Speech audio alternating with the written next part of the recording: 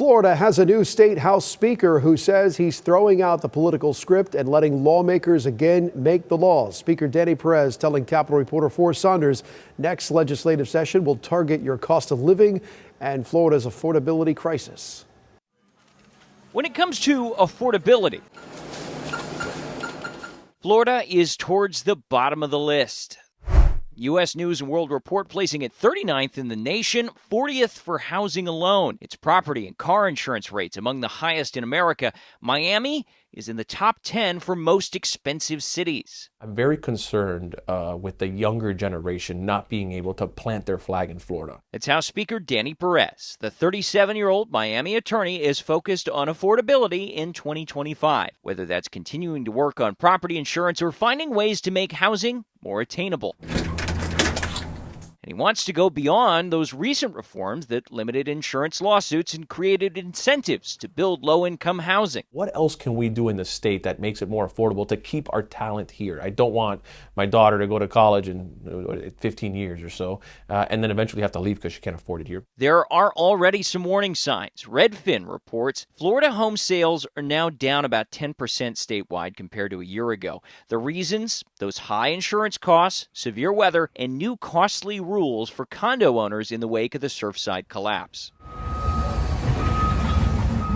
How do you fix them? Well, the ideas are all over. Before he left, Representative Roach had a sort of drastic idea to move citizens and turn it into just a wind plan that was basically governed by the state. So you'd have all your wind through citizens. Is that something that you're maybe looking at or interested in? We're going to see what potential bills people file and the members file and see if any of those solutions are viable. But we're also going to allow the membership to decide if those are viable options or not. That's why we have the committee process, and I'm encouraging debate. I'm encouraging questions and answers throughout the committee process. I don't want to script what those committees or what the 60 days of session look like. Lawmakers making laws is somewhat novel as of late.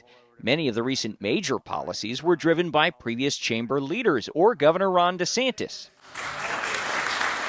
Perez sounds more autonomous and says he's not stopping there. A trim down of the state budget coming after it ballooned $34.2 billion between 2016 and 2024. Is there a specific number you want to get the budget down to, or is that just nebulous at this point? No, there's no specific number. I don't think it's about the number. I think it's about the value. We have to value.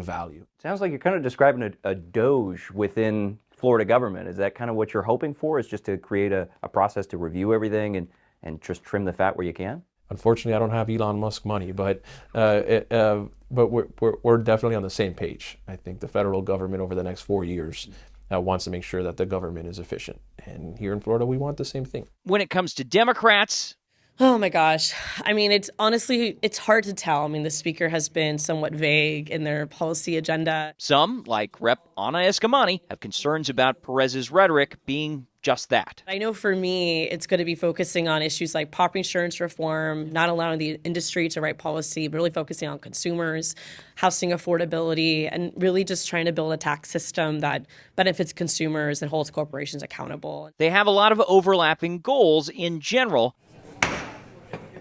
Whether the parties will agree on methods when the gavel drops remains to be seen. Florida finds out when the session starts, March of next year. In Tallahassee, For Saunders, ABC Action News.